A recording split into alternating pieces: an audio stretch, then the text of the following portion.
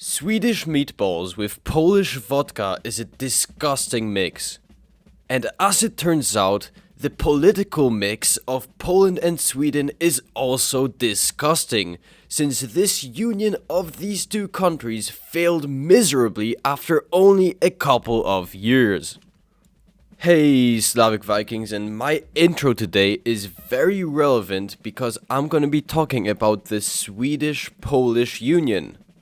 The reason for this union is very interesting, so in this video I'll tell you exactly why this union happened, what was Poland before the union and Sweden before the union, and the wars that followed up after the breakup of this huge empire-state union of Poland and Sweden.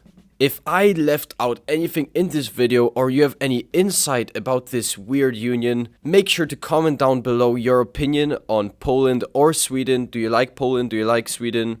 Do you hate any of those countries? Let me know in the comments below.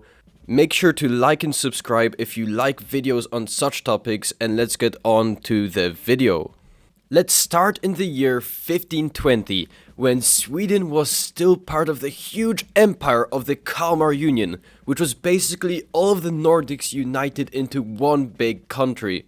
But the Swedes were not having it, so in this year they organized the Stockholm Bloodbath, which was basically a huge rebellion against Danish rule, since Denmark was the primary leader of this Kalmar Union. And as a result of this rebellion and ensuing years of conflict, the end of the Kalmar Union happened in 1523, and Sweden finally got its independence. Although, if you look at these borders, you can notice that the borders after the Kalmar Union of Sweden were very different from Sweden's modern-day borders. If this video gets 397 likes, I'll make a video where I'll go deep into the history of the Kalmar Union. The person who led the rebellion onto Stockholm that resulted the Kalmar Union into being disintegrated into Denmark, Norway, and an independent Sweden was Gustav Vasa. And Gustav Vasa became the leader of this new independent Sweden. And under this new independent Sweden, it was technically an elective monarchy, but kind of not, since just after a couple of years in 1544, he removed the elective monarchy and established the hereditary monarchy. And that means that the eldest son, becomes king, basically just the traditional monarchy during that time. And also a couple years before that, in 1541, the first Swedish Bible was written, which symbolized the huge influence of Protestantism being risen during this period in Sweden. And this is an important caveat for later. Remember, Sweden is very Protestant during this time. So the Vasa dynasty ruled Sweden for a couple of decades, with each leader having more interesting and sexy mustaches than the one before, until we landed to John III, with his skinny calves, but with his long, voluptuous beard and his sexy waving mustache. This John guy murdered his brother, but who cares? Let's instead look at the Polish-Lithuanian Commonwealth before the United Nations of Poland and Sweden. So Poland was also very powerful during this period. You can see on this map how truly big it was. Not only that, it was also much more democratic than other European autocratic countries during this period, since it had a true elected monarchy. To be fair, only the Szlachta, which was the upper class in Poland, could vote, but still it was much better than other countries. It was also very tolerant, for example, to Jews. Poland would accept minorities all around the world, and it was very tolerant for its age.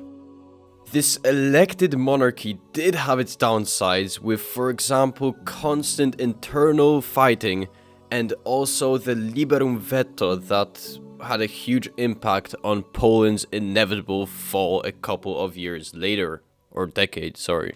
The following information is vital, so listen up. Poland had to elect a new king at one point, and the king they elected was Sigismund III Vasa, or Sigismund III Vasa if you're speaking English. And you'll never guess this Sigmund guy was the son of the earlier mentioned sexy John III. But why would Poland elect a king for its own country that was simultaneously the son of the king of the current monarch of Sweden? Why would they do this? Probably the most crucial reason for this decision was that Poland and Sweden had a common enemy of Russia, and this royal affiliation / ties would maybe cause an alliance in case a war with Russia happened. And Sweden was known to have one of the best armies in the world during this period, with which they did so much conquering. Sweden also owned Estonia because of this conquering, which Poland wanted to own, and maybe these royal ties would make it easier to negotiate Poland getting Estonia, which was crucial for control over the Baltic. So now you know why Poland elected a Swedish monarch in 1587. Now you know all the most important context. And here comes the most vital question. What happened when John III died? And of course, John, despite his sexy calves, was immortal. So he died in 1594. And Sweden was technically supposed to put Sigmund to the crown automatically, but because he was already king of Poland, the Swedes had a mindfuck and didn't know what to do, that Sweden decided to hold an election to see if, despite these weird circumstances, Sweden should have the same king as Poland. And as of course you know, the election was successful and Sigismund or Sigmund became king of Sweden while still being king of Poland. So only a couple decades after Sweden left its union with Denmark and Norway, it joined a different union with Poland. It looks like it missed being part of a bigger empire, so it got what it wanted. It is also very important to remember that nation states and nation identity worked very differently during this time period. Nowadays, this type of union is very unthinkable to us because the cultures and languages and everything is so different in Sweden and Poland. But it is important to notice that nationhood is a created concept by humans, and it only really got popular during the 19th century, especially after the Napoleonic Wars. And so, such a union between Poland and Sweden was mostly just political, and it didn't really affect the daily lives of the Swedes and Poles. They just continued to live as if it were not united, since they anyway, were technically separated by sea. So the impact was minimal, it was mostly just political and more of an alliance under one leader. It's all kind of complicated. Something that did matter during this period was religion.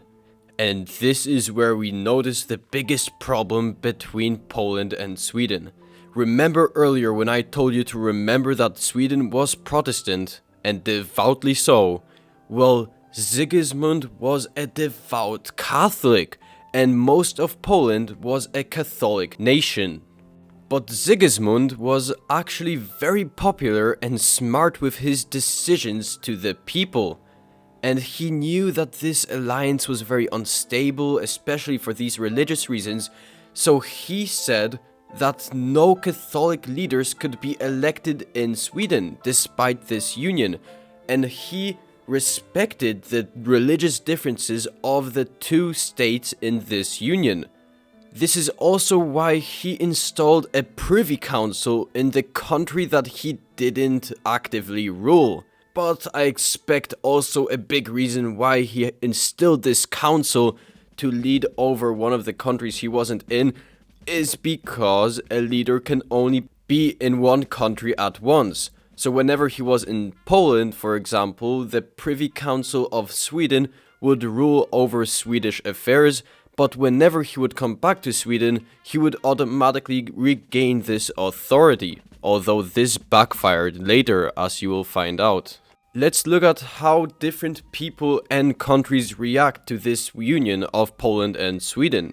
So, first of all, the nobility's reaction was somewhat mixed, since many people saw the strategic value of Sigismund or Sigismund, like I mentioned earlier, of the thing with Estonia and being in an alliance against Russia. But a lot of other people were afraid that this Swedish influence would be too strong on Poland, and for example, the elective monarchy of Poland that they treasured so much would get destroyed, and a hereditary system would come back with the Vasa dynasty, for example.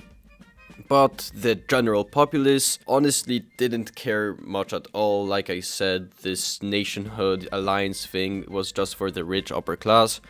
The only real concern the general populace had was this religious tension that I mentioned earlier. And honestly, same with Sweden. The Swedish general populace was just afraid of this religious tension, which, as it turns out, some people use in their advantage later, but I'll get into that. But what about other countries and powers in Europe? How did they react to this huge union? So the Holy Roman Empire, which was basically a loose affiliation of a bunch of small nation states around the lands of modern-day Germany, they were just doing some cautious monitoring. They were mostly concerned over how the Baltic Sea was basically a monopoly now, but they didn't do much. However, Russia had huge strategic concerns because of this union. With two basic enemies of Russia being united, this was a very bad sign for Russia, especially that one of the only good ports Russia has, now in Petersburg, now was blocked by this huge earlier mentioned monopoly of Swedish and Poland. I mean, the Baltic Sea basically became an internal lake of the Polish-Lithuanian Swedish Empire. France and England, as they always are, were just concerned over the balance of power, and they actually saw it as somewhat a good sign that this may counterbalance the Holy Roman Empire or Russia. While Denmark-Norway probably got a bit jealous that Sweden wanted to unite with a different country only a couple years after their private breakup. Coming back to the Union. During the late 16th century, a bunch of Cossacks, whatever, were rebelling in the south of the Polish-Lithuanian Commonwealth. These were basically early Ukrainians who would conduct raids and steal and pillage and stuff. So Poland was quite unstable. So Sigismund was chilling in Poland to take care of this stuff, and Sweden by this time was ruled by Charles, later Charles IX, or I think this is a bit of a spoiler alert, but anyway, Charles, he was the technical regent of the ruling council, so he had some power, but obviously he was not the leader, and as you expected, probably, he organized a rebellion. And by the time Sigmund tried to come back to Sweden, Charles destroyed Sigmund and Charles became Charles IX, and the Polish-Swedish Union was over, only after a couple of years. However, this wasn't the end of the conflict, since Sigmund could not accept him losing the throne of Sweden, and intermittent wars would be a constant throughout the 17th century.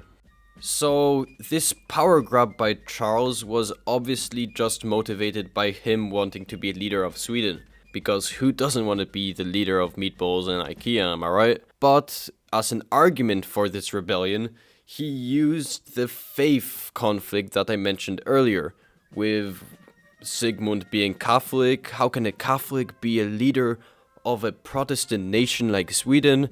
And that was his primary motivator and argument to use the populace against Sigmund. Since it's easy to label someone as a traitor if they're ruling a different country, am I right? Peace and Tusk know what I'm talking about at least. Okay, so this conflict continued for some time, although not that serious. Sigmund never got to reclaim the Swedish crown until Charles IX died, the legendary Gustavus Adolphus, the father of modern warfare.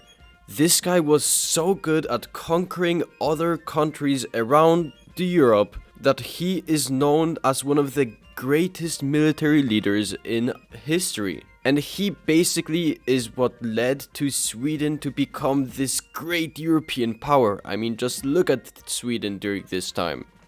After this legend died, a woman came into power in Sweden. How progressive. So the Queen of Sweden became Christina. After Christina, a familiar name comes into power. Charles is back, but instead of Charles IX, we have Charles X. And in this same year, where Charles X got into power, Poland got into a war with Russia. And then Charles decided to act with accordance to the last Charles that buried his name as the King of Sweden, which means with big hatred towards Poland, and he this asshole attacked Poland while being at a war with Russia. And this is what we know as the deluge, or potop szwedzki in Polish. And I have a huge, very important exam called Matura in Poland now, and part of the curriculum for this huge test is to read a book called Potop Szwedzki, which is a book about this war. And this book is actually what led me to find out about the Polish-Lithuanian Union. But anyway, let's get back to this war. Poland did have some allies, like Denmark. Norway did somewhat support Poland, as well as the Dutch and Austria. However, there were a bunch of enemies, a bunch of strong enemies against our poor Poland. Not only Sweden and Russia were ganging up on Poland. Brandenburg, or basically Prussia and the Berlin regions, also were against Poland. The Ukrainian Cossacks also rebelled. And the fucking vampires of Transylvania also helped Russia during this war. So Poland basically had no chance, and this was a huge disaster for Poland. This war led to the downfall of Poland. The consequences of this devastating war were huge. First of all, the biggest consequences was the ego of rulers. For Poland, the leader of Jan II Kazimierz Vasa had to renounce all his claims over the Swedish throne. The ego of the Russian Empire got so big because of this war that it led to them renaming themselves from Russia to the Russian Empire. Another consequence was that the Cossack Hetmanate, which was basically Ukrainians, they got their independence under Russian protection, so Russia got them, but later on they got split up with Poland anyway. The Cossack Hetmanate got split up between Russia and Poland, so it didn't matter, this weird puppet state of Russia. And probably the most severe consequence, the decline of the Polish-Lithuanian Commonwealth, that eventually led to the exploiting powers of Russia, Prussia, and Austria to split up the Polish-Lithuanian Commonwealth between them. When Sweden would be occupying the lands of the Polish-Lithuanian Commonwealth as consequence of this war, they would pillage everything. It is known information here in Poland that the Swedes would take everything that wasn't screwed into the ground across the Baltic Sea to Sweden. And this had severe economic impacts for the Polish-Lithuanian Commonwealth. Ignoring the complicated mess happening down there in Ukraine because of this war, Poland lost all of Estonia and huge parts of its Latvian territory, as well as it lost Prussia as its own vassal state, and Prussia became fully independent, which was a huge loss for them as well. I hope you enjoyed this historical video. Please let me know in the comments what you thought about this interesting history of the Polish-Swedish Union. Let me know if I missed anything, and if you have any insight or comments, please make sure to let me know. If you enjoyed this video and want more like this, let me know in the comments first of all, and second of all, like and subscribe the video. If this video gets 400 likes, I think that's what I said earlier, I'll make a video on the Kalmar Union, which will be perfect context for this video. I hope you enjoyed, and as always, farvel, żegnam and goodbye.